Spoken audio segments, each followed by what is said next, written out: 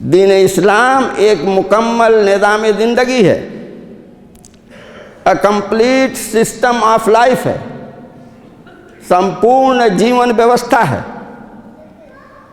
اس میں پیدائش سے لے کر کے موت تک، اس میں سماجی نظام بھی ہے، اس میں معاشی نظام بھی ہے، اس میں اخلاقی نظام بھی ہے۔ الحمدللہ نحمده ونستعینه ونستغفره ونؤمن به ونتوکل علیہ ونعوذ باللہ من شرور انفسنا ومن سیئات اعمالنا من يهد الله فلا مضل له ومن يضلله فلا هادي له ونشهد أن لا إله إلا الله ونشهد أن محمدًا عبده ورسوله أما بعد فإن أصدق الحديث كتاب الله وخير الهدي هدي محمد صلى الله عليه وسلم وخير الأمور أوسطها وشر الأمور محدثاتها وكل محدثة بدعة وكل بدعة ضلالة وكل ضلالة في النار أما بعد فقد قال الله تعالى في كتابه أعوذ بالله من الشيطان الرجيم بسم الله الرحمن الرحيم يا أيها الناس اتقوا ربكم الذي خلقكم من نفس واحدة وخلق منها زوجها وبث منهما رجالا كثيرا ونساء واتقوا الله الذي تساءلون به والأرحام إن الله كان عليكم رقيبا يا أيها الذين آمنوا اتقوا الله حق تقاته ولا تموتن إلا وأنتم مسلمون يا أيها الذين آمنوا اتقوا الله وقولوا قولا سديدا يصلح لكم أعمالكم ويغفر لكم ذنوبكم ومن يطع الله ورسوله فقد فاز فوزا عظيما وقال تعالى إن الدين عند الله الإسلام صدق اللہ العظیم۔ محترم حاضرین جمعہ، اس وقت مسلمانوں کے درمیان بھی اور غیر مسلم برادران وطن کے درمیان بھی نہ صرف ہندوستان کے اندر بلکہ پوری دنیا میں اس وقت بھی ایک چیز یا ایک موضوع بحث رہا ہے، اور جب سے اللہ کے رسول صلی اللہ علیہ وسلم نے اسلام کی دعوت کا آغاز کیا اور اس دعوت کو آج تک جو لوگ بھی پہنچا رہے ہیں، وہ سب سے اہم چیز یا موضوع بحث جو چیز تھی وہ یہ ہے کہ اسلام ہے کیا، اور اس کے لیے جگہ جگہ دین کا لفظ کیوں استعمال کیا گیا۔ اسی موضوع کے تحت آج میں کچھ باتیں آپ لوگوں کے سامنے رکھوں گا۔ دیکھیے، جب کوئی بھی انسان جب اسلام میں داخل ہوتا ہے تو جو کلمہ پڑھ کر کے وہ اسلام میں داخل ہوتا ہے وہ بہت آسان ہے، سیدھا سادھا ہے، مطلب سمجھ کر کے وہ اس کو پڑھتا ہے۔ لا الہ الا اللہ محمد رسول اللہ، دیکھنے میں یہ بہت آسان ہے، لیکن چومی گویم مسلمانم بلردم کہ دانم مشکلات لا الہ را۔ سب سے پہلے آپ ذرا سمجھنے کی کوشش کریں، یا میں آپ لوگوں کو بتاؤں، سب سے پہلے لا آیا ہے، لا الہ آیا ہے۔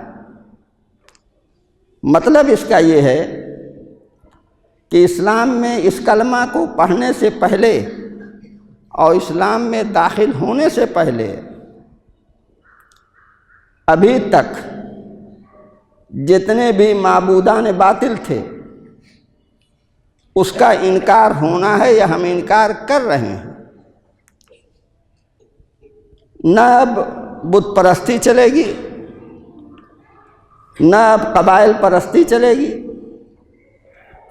نہ اب دولت پرستی چلے گی، نہ اب شخصیت پرستی چلے گی، بلکہ سب کا انکار کرتے ہوئے ایک الہ واحد کی پرستش ہوگی، اس کے علاوہ اب کسی کی پرستش نہیں ہوگی۔ دوسری جگہ اللہ تعالیٰ نے فرمایا وَمَن يَكْفُرْ بِالطَّاغُوتِ وَيُؤْمِنْ بِاللَّهِ فَقَدِ اسْتَمْسَكَ بِالْعُرْوَةِ الْوُثْقَىٰ لَا انفصام لَهَا۔ من یکفر بالطاغوت، جو طاغوت کا انکار کرے اور اللہ پر ایمان لائے، گویا کہ اس نے ایک مضبوط رسی تھام لی جس میں کوئی کمزوری بھی نہیں ہے، کوئی بکھراؤ بھی نہیں۔ ہمارا یہ دین جو دین اسلام ہے، میں یہ بتاتا چلوں، بہت ساری غلط فہمیاں ہیں لوگوں کے یہاں کہ یہ کوئی مذہب نہیں ہے۔ ہمارا دین غاروں میں چھپ کر کے عبادت کرنے والا دین نہیں ہے، جنگلوں میں بیٹھ کر کے جا کر کے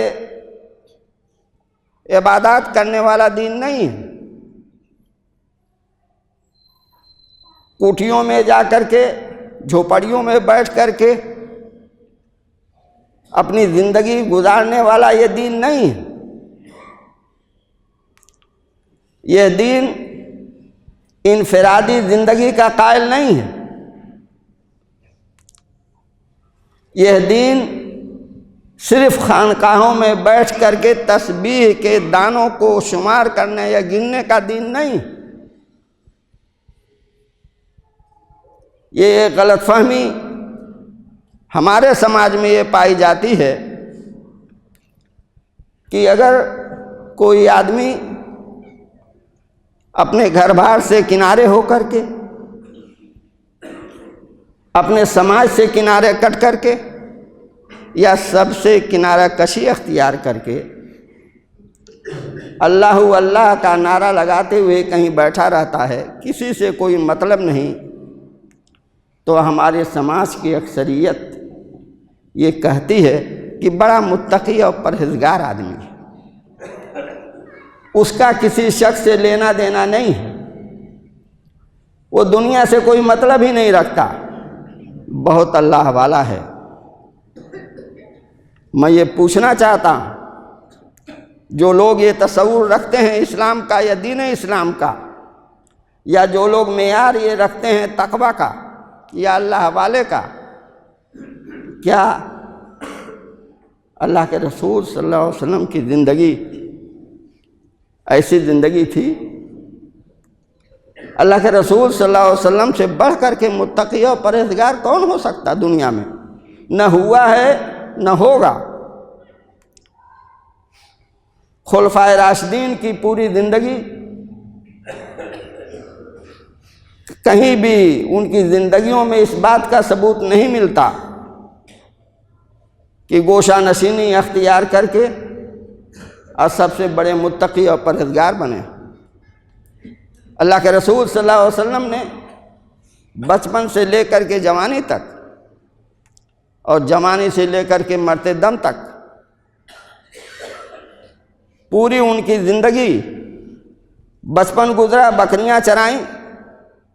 تھوڑا سا جوان ہوئے تو تجارت کی، نبوت ملی تو کار نبوت کو کس طرح سے انجام دیا، دعوت کے میدان میں اپنے آپ کو گھلایا، لوگوں کی گالیاں بھی سنی،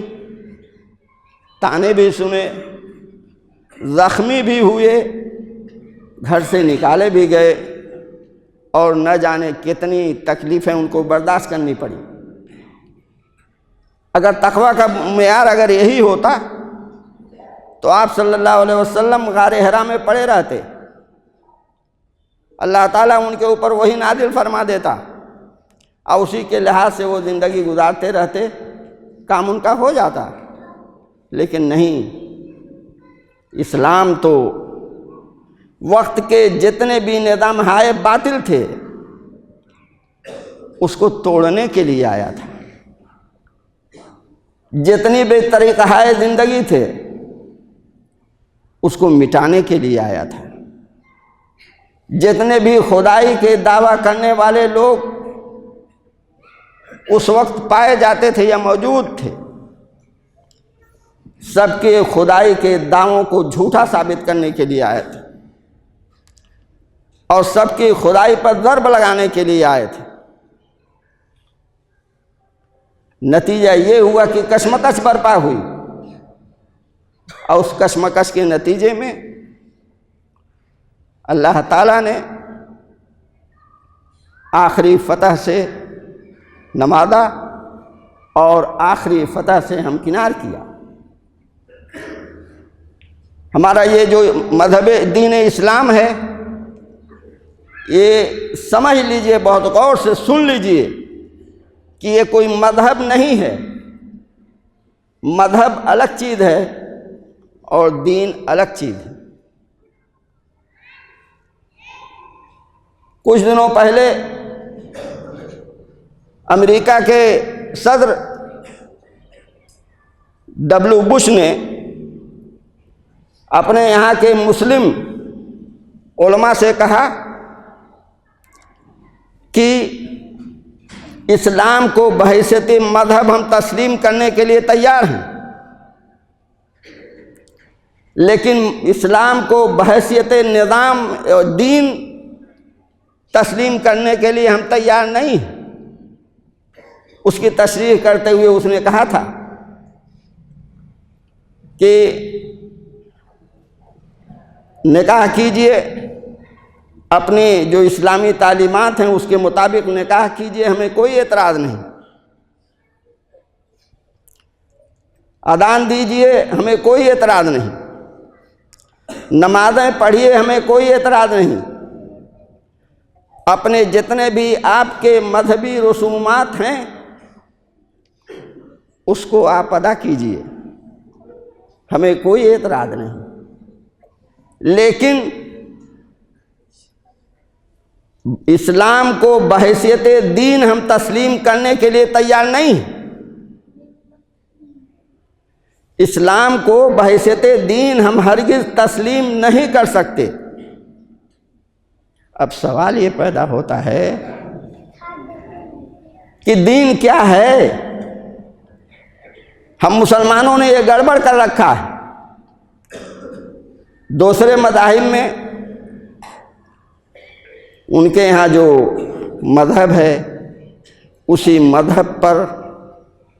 اپنے دین اسلام کو ہم نے سمجھ لیا ہے یا اسی جیسا مان لیا ہے۔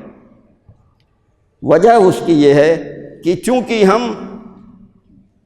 ہندو سے مسلمان ہوئے ہیں یہاں، اس لیے بہت سارے تصورات اور خیالات ہمارے ذہنوں میں پل رہے ہیں۔ دین ایک نظام زندگی ہے، دین اسلام ایک مکمل نظام زندگی ہے، a complete system of life ہے، سمپورن جیون ویوستھا ہے۔ اس میں پیدائش سے لے کر کے موت تک، اس میں سماجی نظام بھی ہے، اس میں معاشی نظام بھی ہے، اس میں اخلاقی نظام بھی ہے، اس میں جنگ و صلح کے طریقے بھی ہیں، اس میں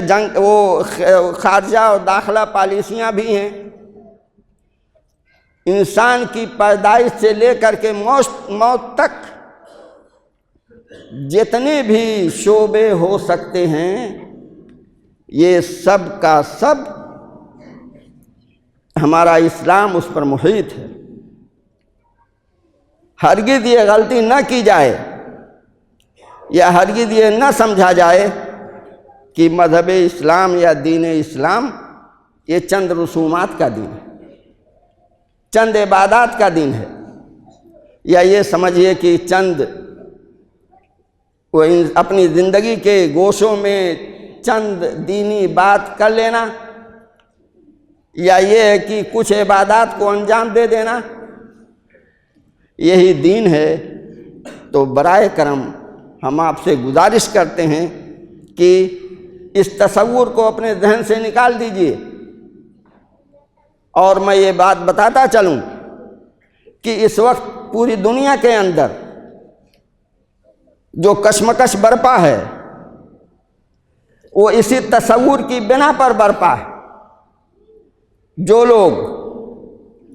چاہے انفرادی شکل میں، چاہے اجتماعی شکل میں، چاہے جماعتی شکل میں، جو لوگ اسلام کو بحیثیت دین سمجھتے ہیں، اسلام کو بحیثیت دین قائم کرنا چاہتے ہیں، اسلام کو بحیثیت دین متعارف کرانا چاہتے ہیں، یا اسلام کے مطابق اپنے نظام زندگی کو چلانا چاہتے ہیں، انہی کے ساتھ پریشانیاں بھی ہیں، انہی کے ساتھ آزمائشیں بھی ہیں، انہی کو قید بند جیلوں میں قید بند کی سزائیں بھی دی جاتی ہیں۔ ایسے ہی لوگوں کو پھانسی کے پندے پر چڑھایا گیا اور چڑھایا جاتا ہے، اور ایسے ہی لوگوں کو نشانہ بنایا جاتا ہے، اور ایسے ہی لوگوں کے پیچھے باطل طاقتیں پڑی ہوئی ہیں۔ ورنہ اگر اللہ کے رسول صلی اللہ علیہ وسلم ان کے معبودان باطل کو برا بھلا نہ کہتے اور اسی طرح سے ٹھنڈے ٹھنڈے زندگی گزار لیتے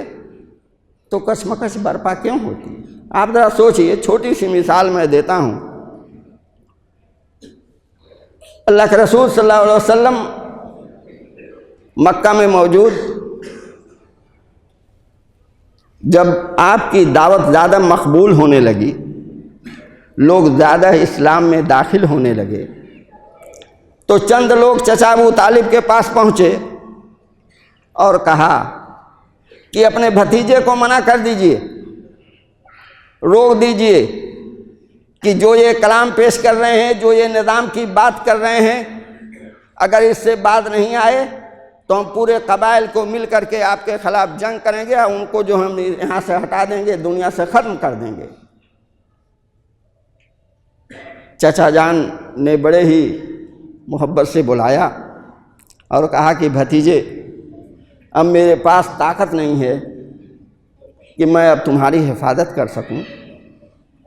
اس لیے اگر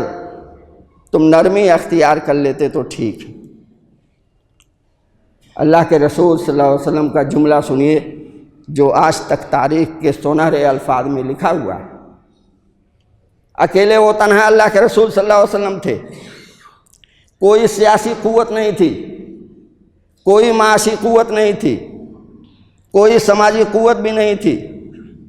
خاندان کے جتنے لوگ تھے سب کے سب دشمن تھے، پورا ماحول دشمن تھا۔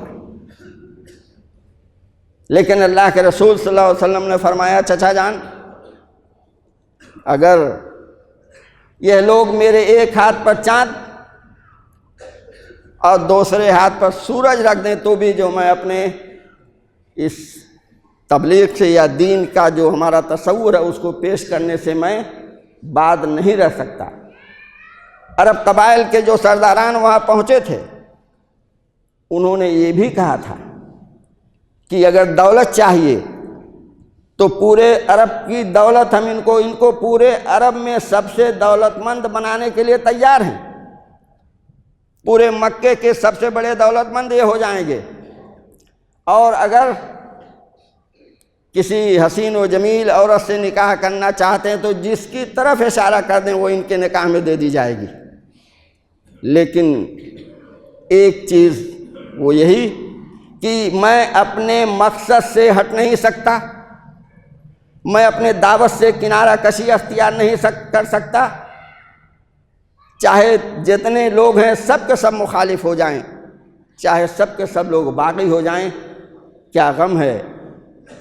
اگر ساری خدائی ہو مخالف، کافی ہے اگر ایک خدا میرے لیے ہے۔ یہ ایمان ہے اور یہ دین اسلام کی یہ تعلیم ہے اور اسی کی یہ طاقت ہے۔ دین اسلام جو ہمارا دین ہے، ایک جیسا کہ میں نے کہا ان الدین عند اللہ الاسلام، اللہ تعالیٰ کے نزدیک جو نظام زندگی جو مقبول ہے، جو پسندیدہ ہے، وہ دین اسلام ہے۔ مذہب اسلام میں نہیں کہتا، دین اسلام کہہ رہا ہوں۔ ہمارا یہ اسلامی نظام یا دین ایک عادلانہ نظام ہے، ایک محاسبانہ نظام ہے اور ایک متقیانہ نظام ہے۔ اس کی خصوصیت یہ ہے کہ چاہے بڑے سے بڑا سماج کا آدمی ہو، وقت کا بادشاہی کیوں نہ ہو، اگر اس نے غلطی کی ہے تو اس کو سزا ملے گی۔ وہ عادلانہ نظام ہے۔ اللہ کے رسول صلی اللہ علیہ وسلم کے زمانے میں ایک قبیلے کی بڑی عورت نے چوری کی، ہاتھ کاٹنا تھا، سفارشیں پہنچتی گئیں کہ بڑے قبیلے کی عورت ہے، اس کو کسی طرح سے معاف کر دیا جائے، وہ کر دیا جائے، چھوڑ دیا جائے۔ اللہ کے رسول صلی اللہ علیہ وسلم نے اسی موقع پر فرمایا تھا یہ نہیں ہو سکتا، اگر میری بیٹی فاطمہ بھی اگر چوری کرے گی تو اس کا بھی ہاتھ کٹے گا۔ یہ عادلانہ نظام ہے، کسی کا سورس اور کسی کا فورس نہیں اللہ تعالیٰ کے حکم کے سامنے۔ دوسری مثال دیتا ہوں محاسبانہ نظام کی۔ جو بھی حکمراں ہوتا ہے، جنتا عوام اس کا محاسبہ کرتی ہے، سب کو اختیار ہوتا ہے۔ حضرت عمر رضی اللہ تعالیٰ عنہ کھڑے ہیں، صحابہ کرام کا مجمع ہے۔ حضرت عمر رضی اللہ تعالیٰ عنہ نے کہا کہ ایھا الناس اسمعوا وعوا، لوگوں میری بات سنو اور اطاعت کرو۔ ایک صحابی کھڑے ہوتے ہیں اور کہتے ہیں نہ سنیں گے نہ اطاعت کریں گے۔ حضرت عمر رضی اللہ تعالیٰ عنہ کا چہرہ غصے سے تمتما اٹھتا ہے، کیوں؟ بتاؤ کیا وجہ ہے؟ سامنے والے نے کہا کہ پہلے آپ یہ بتا دیجئے کہ آپ کے اوپر یہ جو کرتا ہے یہ 2 چادر میں بنا ہوا ہے، سب کو تو ایک ایک چادر ملی تھی، آپ کے پاس 2 چادر کہاں سے آ گئی کہ آپ کا کرتا بن گیا؟ حضرت عمر رضی اللہ تعالیٰ نے فرمایا بالکل سوال آپ کا صحیح ہے، اس کا جواب میرے بیٹے عبداللہ ابن عمر دیں گے۔ کھڑا کیا ان کو، کہا کہ جواب دو۔ انہوں نے کہا کہ ابو جان کے پاس کرتا نہیں تھا، وقت کا امیر المومنین، سب سے بڑی ریاست وقت کا امیر المومنین، کرتا نہیں تھا۔ انہوں نے کہا کہ ابو جان کے پاس کرتا نہیں تھا، ایک چادر میں ان کا کرتا ہو نہیں سکتا تھا، اس لیے کہ قد کے لمبے ہیں، اس لیے میں نے اپنے حصے کا چادر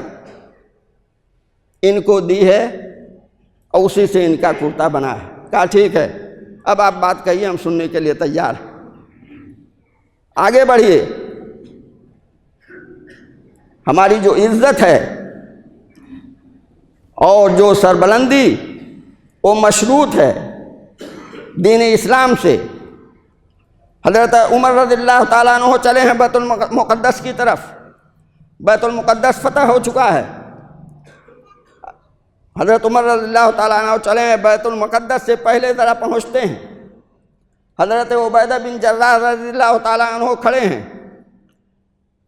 آپ ان سے حضرت عمر رضی اللہ تعالیٰ عنہ سے کہتے ہیں اے امیر المومنین، آپ کے کپڑوں پہ پیبند لگے ہوئے ہیں، جوتا جو ہے وہ پھٹا ہوا ہے، وہاں بڑے بڑے رؤسائے قوم یہودیوں کے اور دوسرے سموہ موجود ہیں، آپ ہمارے امیر المومنین اتنی بڑی سلطنت کے مالک، آپ اس لباس میں اگر آپ جائیں گے تو لوگ کیا سوچیں گے؟ حضرت عمر رضی اللہ تعالیٰ عنہ غصہ سے ایک دم باہر ہو گئے، بے قابو، کہا کہ سن لو یہ، اور بھی کچھ کہا، میں اس کو کہنا نہیں چاہتا، بس مختصر میں اعزنا اللہ بالاسلام، اللہ تعالیٰ نے ہمیں اسلام کے ذریعے جو ہے عزت دی ہے، یہ لباس، یہ ضرب برق چیزیں، یہ ہمارے لیے عزت کا باعث نہیں ہے، اللہ تعالیٰ نے جو عزت اور جو سربلندی چھپائی ہے، جو مضمر رکھی ہے، جو پوشیدہ رکھی ہے، وہ اسلام کے اندر ہے۔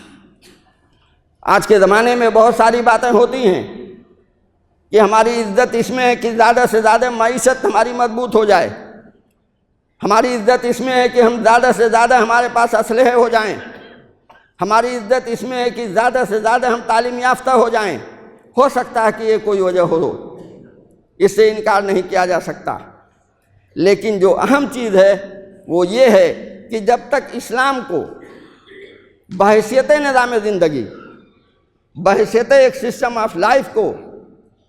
ہم نہیں نافذ کریں گے یا نافذ کرنے کی کوشش نہیں کریں گے، اپنے گھر سے لے کر کے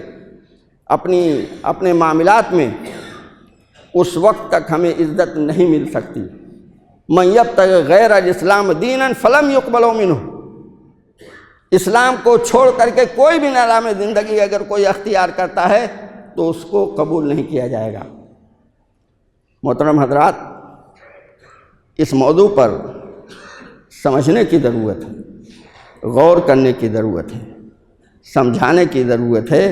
کہ اسلام چند عبادات کا نام نہیں ہے، چند رسومات کا نام نہیں ہے دوسرے مذاہب کی طرح، بلکہ ایک زندگی کا نظام ہے،